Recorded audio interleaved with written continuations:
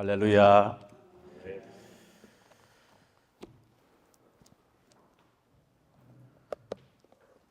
어제 제가 바로 이 자리에서 주례 예배, 결혼 예배를 주례하면서 집례하면서 신랑 신부와 모든 하객들에게 이런 말씀을 드렸습니다.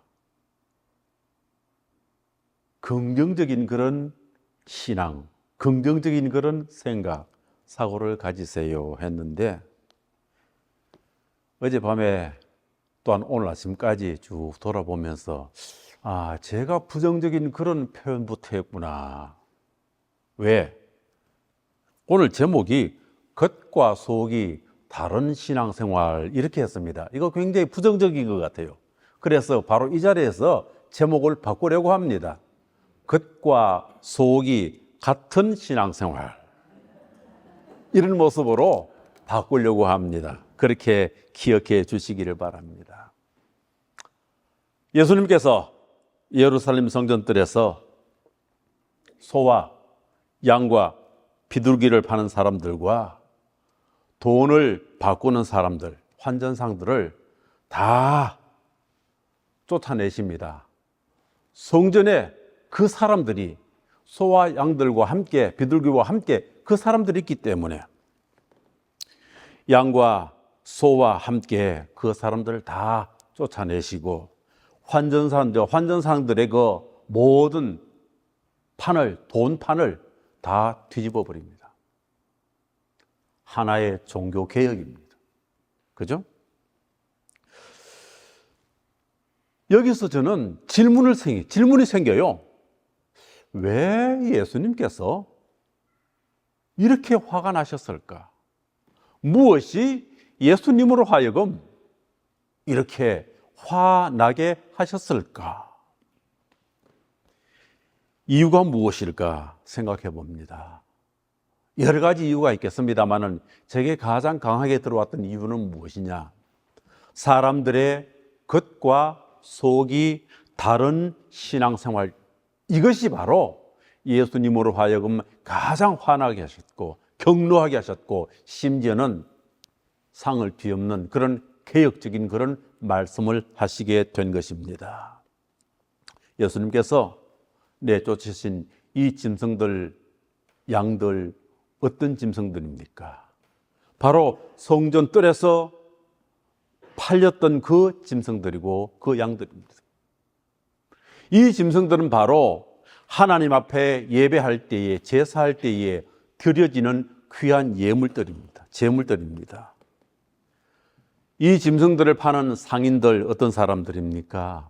예루살렘에서 먼 곳에서부터 예배하러 오는, 제사 드리러 오는 많은 예배자들, 순례자들이 굳이 고생하면서 양이나 소를 몰고 올 것이 아니라 쉽게 와서 이 뜰에서 파는 이 제물들을 사서 하나님 앞에 제물로 드리는, 성전 뜰에서 이렇게 이 사람들의 그 모든 편의를 도모하는, 예배자들을 돕는 그런 의미로, 돕자는 그런 의미로 이 일을 하게 된 것이고 시작이 된 것입니다. 환전상들은 어떻습니까? 성전세를 내야 되는데 세상 돈으로는 안 돼. 그러니까 바로 이 교회에서, 이 성전에서 쓰는 이 돈은, 이 사용되는 이 돈으로 돈을 바꾸어서 성전세를 내야 되는데 바로 이 예배자들을 돕기 위해서 상인들이 그렇게 전을 피웠고 환전상들이 그렇게 돈을 바꾸는 판을 벌리고 있습니다. 참 보기 좋아요. 취지가 참 아름답습니다. 그러나 겉으로는 하나님께 예배하는, 제사를 드리는 사람들을 돕는 그런 귀한 아름다운 일이지만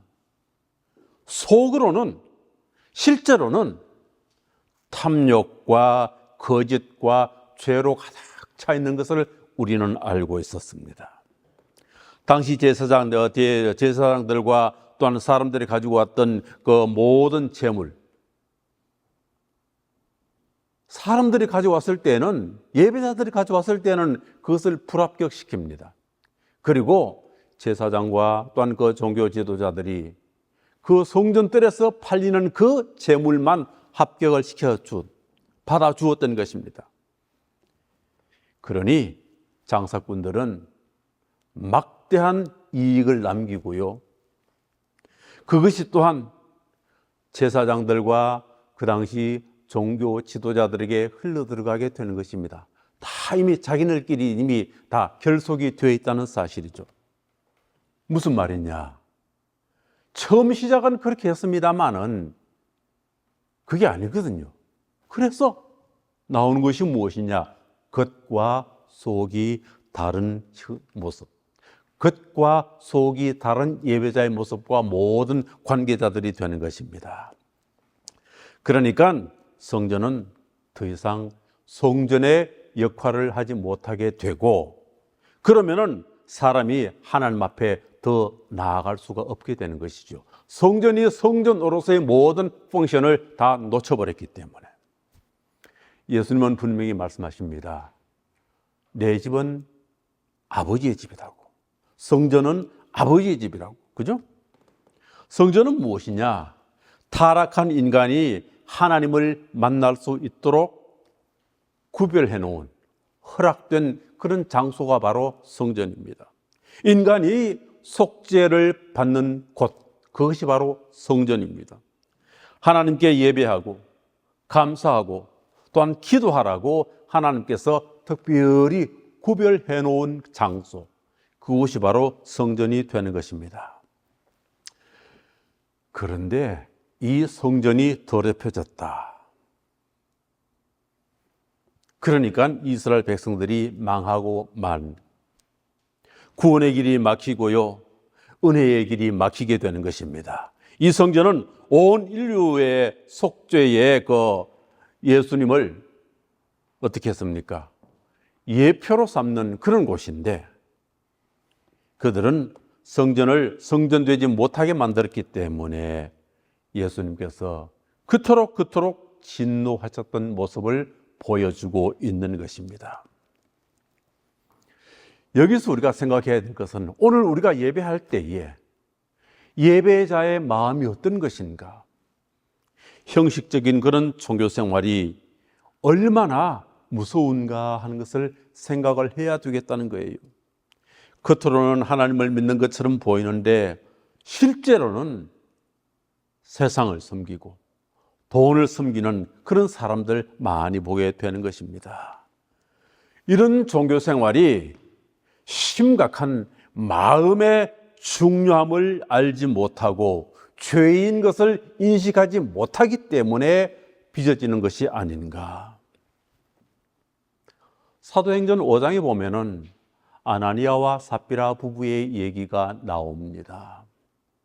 땅을 팔았습니다.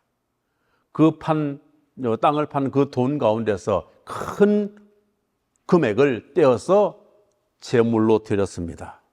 그런데 거기까지는 좋았는데 저 헌금을 하는데 이 모든 것이 다, 이 돈이, 이 금액이 다 땅 판 모든 돈이라고, 모든 금액이라고 거짓말을 했습니다. 사람들 중에 이렇게 얘기할 수도 있습니다.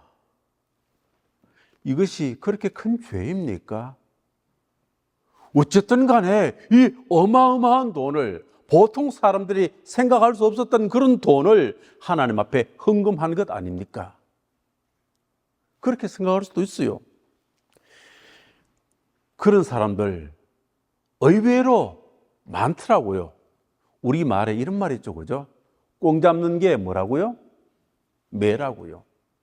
뭐로 가도, 서울만 가면 된다고요. 그러나 세상에서는 그런 말을 합니다만은 저는 분명히 말씀드립니다. 성경은 분명히 말씀하십니다. 무엇이냐? 그건 아니다. 아닌 것은 아니다는 거예요. 잘못된 것은 잘못됐다는 것입니다. 여러분, 마음에 타락한 것이 얼마나 큰 문제인지 잘 모르고 결과만 좋으면은 된다고 생각하는 사람들이 참 많더라고요, 우리 주위에. 아나니아와 삽비라 어땠습니까? 그런 마음을 가지고, 그런 중심을 가지고 헌금을 드렸습니다. 그런데 그런 마음을 가지고 헌금을 드리는 그 시간, 이 아나니아와 삽비라 부부가 죽어서 나갔다는 사실을 성경은 오늘 저희들에게 알려주고 있습니다. 정리하겠습니다. 왜? 주님은 무엇을 보시는가? 그 마음. 주님은 무엇을 보시는가? 그 중심. 예배자의 마음과 중심을 보신다는 사실입니다. 마음이 타락하니 예루살렘의 성전이 무너졌고, 또한 교회가 뒤집힌 적 역사 속에서 많이 있습니다. 크게는 로마 캐토릭 교회가 타락했을 때에 어떤 일이 일어났습니까? 종교개혁이 일어난 거예요. 그죠? 러시아 정교회가 타락했을 때 어땠습니까? 공산혁명이 일어난 것입니다. 우리도 마음 중심에 정말 예수님이 계신지 항상 점검하면서 돌보아야 될 것 같아요. 체크업을 해야 될 것 같아요. 다르게 표현하면 진정 예수님이 내 마음의 중심에 계시는지, 예수님이 주인이 되시고 예수님이 내 마음에 좌정하고 계시는지, 우리 교회가 그런지, 그런 교회에 대한 갈망하는 마음들이 오늘 우리 예배자들의 현대의 예배자들의 마음속에 늘 있어야 되겠다는 거예요. 예수님께서는 말씀하십니다. 이 성전을 허물어라. 내가 3일 만에 다시 세우겠다고 말씀하신 것을 명심해야 될 줄로 압니다. 교회는 무엇입니까? 건물이 아닙니다. 교회는 무엇입니까? 바로 예수님 자신이 바로 교회요 성전이 됩니다.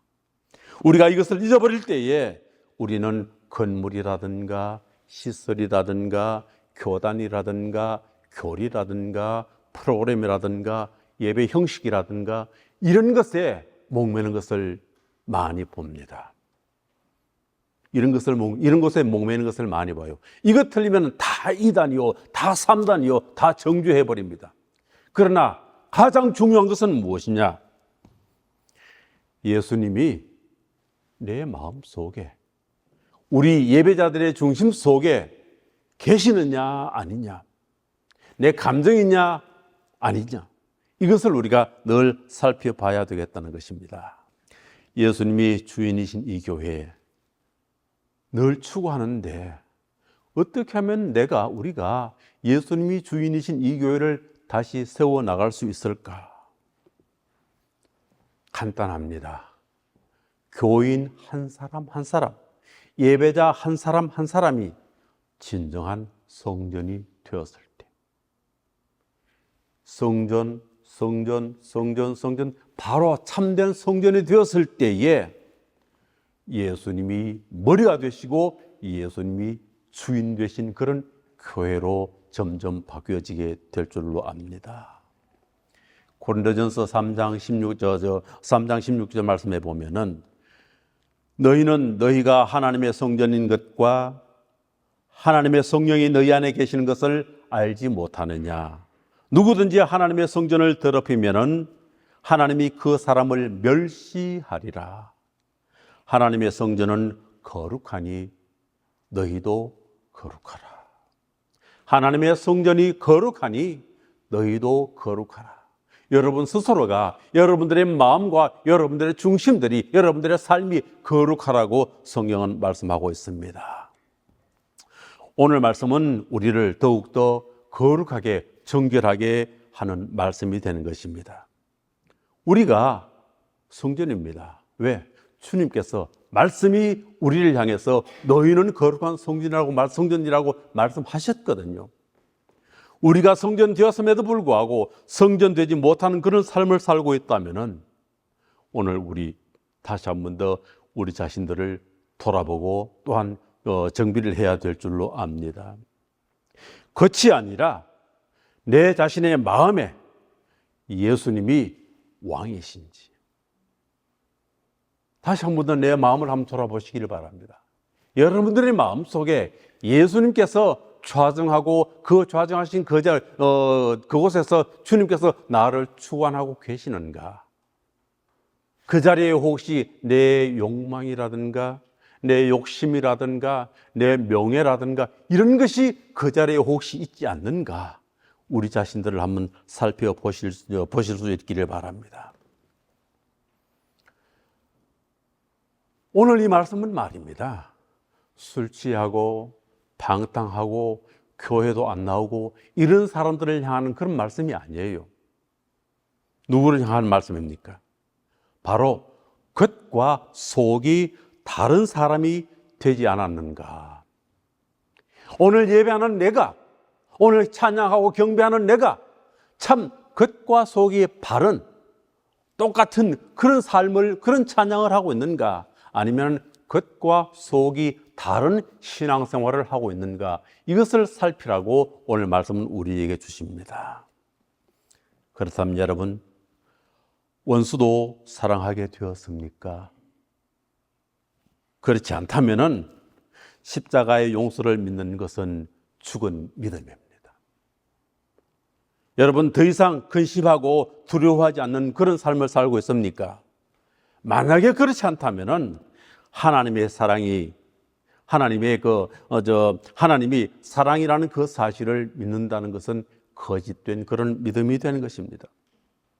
여러분, 이제 은밀한 죄를 짓고 있는 삶을 청산했습니까? 정리했습니까?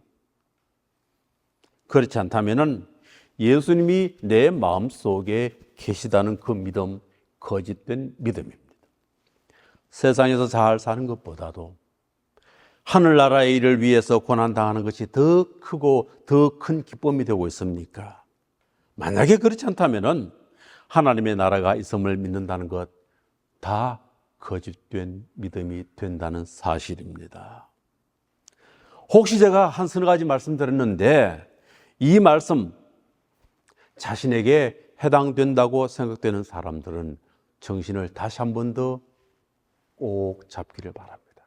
정신을 다시 한 번 더 차리시기를 바랍니다. 겉과 속이 다른 신앙생활을 결코 대수롭지 않게 여겨서는 안 되겠다는 것입니다. 왜? 오늘 너무나 많은 사람들이 겉과 속이 다른 모습으로 삶을 살고 신앙생활을 하고 있기 때문인 것입니다.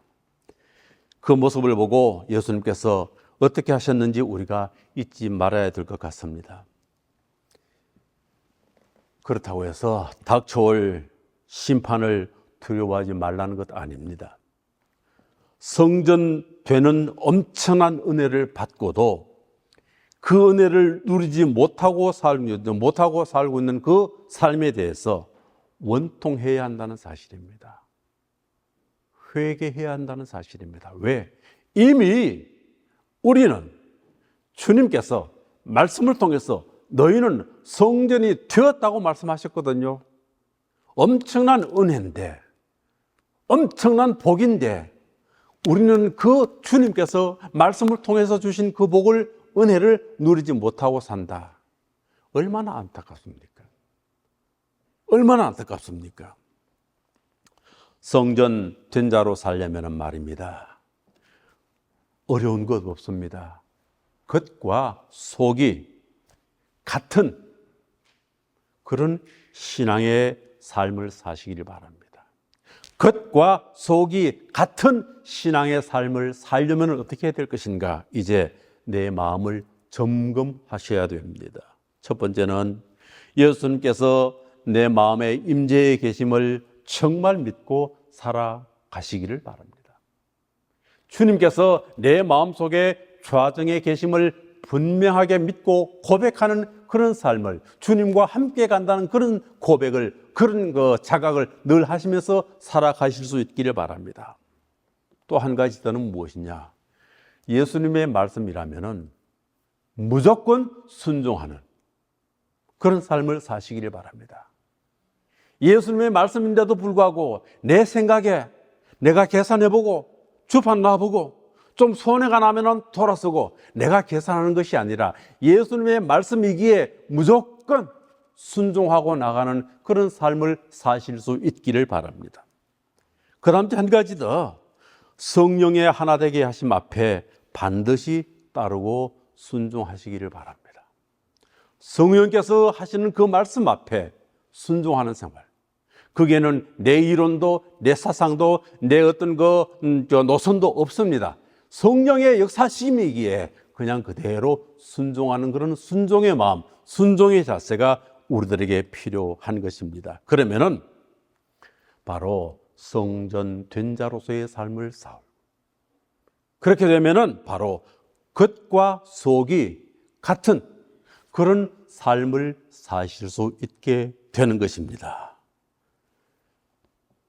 그리고 몬트리올 한인장로교회 교회는 반드시 이런 교회가 됨으로 통해서 하나님 앞에 영광을 돌릴 수 있게 될 줄로 믿습니다. 겉과 속이 하나인 같은 그런 삶, 그런 교회가 될 수 있기를 주님의 이름으로 축원을 드립니다. 기도드리겠습니다. 아버지 하나님, 겉과 속이 다른 것들 때문에 갈등하고 살았던 모든 이들, 계속해서 마음에 무거운 부담감을 안고 살았던 이들, 하나님 앞에 나설 심령의 자유가 없어서 그렇게 살았던 모든 이들에게 오늘 이 시간 말씀과 성령의 역사를 더하여 주시옵소서. 우리에게 이미 허락되신 은혜, 우리 안에 주님이 거하시고 우리가 성전된 자로서 살아가게 되는 이 말할 수 없는 엄청나고 큰 은혜를 진정으로 우리가 누리게 하여 주시옵소서. 하나님, 주님이 내 안에 오시고 제가 온전히 주님의 성전이 된 은혜를 받았는데 그 은혜 누리게 하여 주시옵소서. 살아계신 주님을 만나고 그리고 주님의 은혜 안에서 사는 역사가 내 심령에 있게 하시고 이 일을 통하여서 하나님의 교회가 세워가게 하여 주시옵소서. 주님을 만남으로 하나님은 정말 좋은 아버지가 되시고 우리 인생 자체가 완전히 새롭게 보이고 하나님의 나라를 소유한 그런 사람으로 살아가게 하여 주시옵소서. 주님, 마음의 심령에 주님 친히 왕이 되시고 우리 온 가정 안에 온 가족이 구원을 받게 하여 주시고 병든 사람들의 모든 아픔을 고쳐주시고 기업과 일터 위에 복을 더하여 주시옵고 성도들과 교회를 통하여서 우리 조국 대한민국이 하나님을 경외하는 나라가 되게 하여 주시옵소서. 이 민족이 복음으로 통일되어서 북한에 있는 우리 동족들에게도 구원의 은혜가 펼쳐지게 하여 주시옵소서. 세계 열방의 재앙이 그치고 영적인 대각성이 일어나고 또한 선교의 문이 새롭게 열리도록 인도하여 주시옵소서. 우리 몬트리올 한인장로교회에 세우신 목사님을 중심으로 온 교회가 이 사명을 잘 감당하는 교회가 되게 하여 주시옵고 이 교회를 통해서 하나님께서 이 교회를 세우신 그 목적을 잘 이룰 수 있도록 역사하여 주시옵소서. 예수님의 이름으로 기도하옵나이다. 아멘. 교회의 머리가 되시는 우리 주 예수 그리스도의 은혜와 아버지 하나님의 지극하신 사랑하심과 성령님의 감동 감화 역사 교통 인도 보호하심이